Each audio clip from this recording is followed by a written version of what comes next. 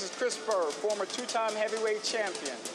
He is the pride of Clinton, Michigan, the heavyweight no one wants to face, Chris Byrd. Because I know you growing up, the Ruelas brothers. Right. And I was like, okay, these brothers are good. I mean, they can fight. And knowing, I think I seen you in the ring with them. I'm like, man, these guys can fight. So they, in my opinion, for me, you know, knowing boxing and getting higher, getting closer to professional with those guys. And he's up there as a big promoter with these boxers, as one of the Aram, King Aram, and then I didn't know any other promoter outside, you know, yourself. There wasn't really too many out there. Kushner was there, and yeah, but I didn't know. It was Goossen, and I heard of from John Bray, Tim Goose. Right. I heard of the promotion, and so you're promoting fighters. You promote those guys. They become world champions, right? Yep. You know, Michael Nunn. What, two-time world champion? Three-time? Mike could have been one of the greatest of all time. Yeah. But unfortunately, sometimes you just don't keep your eye on the ball, and you veer off the path. You know, Gabe and Raphael, they came after Nunn, even though Nunn was still with us when Gabe and Raphael walked into our gym. They were 11 and 12-year-olds selling candy door to door to us when they came. Quite frankly, you know, I don't take credit for Gabriel and Raphael's success, because the day in and day out was Joe, my brother Joe, who took them under his wing when they were 11 and 12 years old, and just threw out. And I can remember I used to say to Joe, I said, don't talk to me about Gabe and Raphael Ruelas until they're ready to turn pro, because I was concentrating on Nunn. Yeah. And you know, it wasn't a slight on the kids, but you know, I wasn't going to be able to do anything with them as amateurs. My job was as a pro. So, but Nunn left, okay, and there's Gabe and Raphael now, you know, kind of in the middle of their career. That's the focus. And they become world champions. I mean, it's really kind of an amazing story that these two kids who never, you know, put on a boxing glove and came from Mexico, and here they are in our gym as 11 and 12-year-olds and ready to learn the trade and become world champions. Yeah. So throughout, you know, that's a whole career, you know, dealing with guys, especially the great Michael Nunn for me. Yeah, he was tremendous. Where is Dan Goossen, the promoter, now?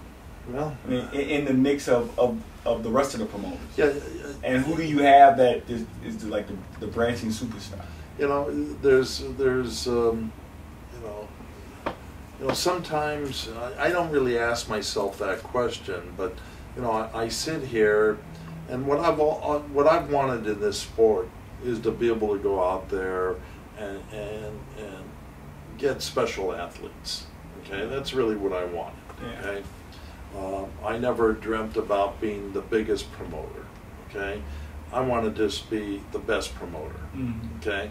And right now I believe, and I've always said, you're only as good as your talent, okay? Because I could be the best promoter in the world if my guy doesn't win, okay? You know, all of my attributes are down the toilet. You know, it's like being a good coach. How many times have we said that he's a good coach because he got good talent? Yeah, okay, very true.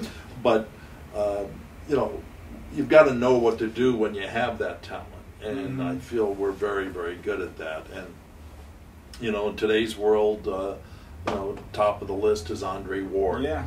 I mean, pound for pound, one of the best. Well, you know, I would tell you he's the best today, but you know, Mayweather has certainly earned his right to be called #1, so I don't, you know, impede on that. But Andre's, Chris, you would love him. Okay, you know, I don't know if you've really had a chance to talk to him. Down to earth, family man. Yeah. Okay, as you've been your whole life, faith-filled man. Okay, although that he doesn't go out there and preach, he will represent his faith in a positive manner, as we all should. Yeah. And just a good down husband and family man. Yeah. it's a thrill to have someone like that who happens to also be a bad mother in that ring, you know. Yeah, because that's a good thing. Yeah, because I've always said to Andre, I said, you know, you're an amazing man with what all around amazing. Yeah, how you are outside. So, and it makes it a lot more enjoyable from my end to you know, have someone like that I don't have to make that midnight call to get him out of jail or something. Okay, which I've had my share of those guys, you know, but. Andre is just he's a dream to be able to promote, and I believe he's gonna, by the time his career is over, he's gonna be one of the biggest pay-per-views. You're gonna want to embrace him. You know, nice guy.